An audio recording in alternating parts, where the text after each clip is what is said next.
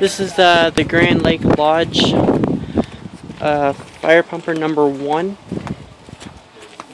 Old model T, I'm gonna guess. Looks like they keep it very high standards of their show equipment. See, they got a little hose reel in here. Neat old nozzles.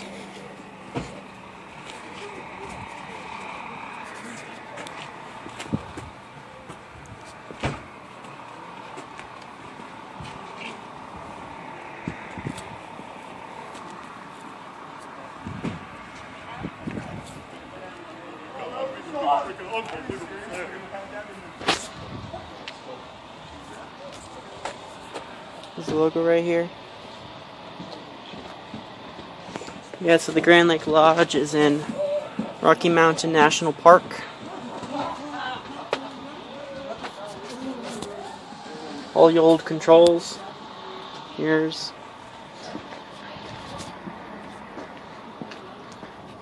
anyway, guys, so this is the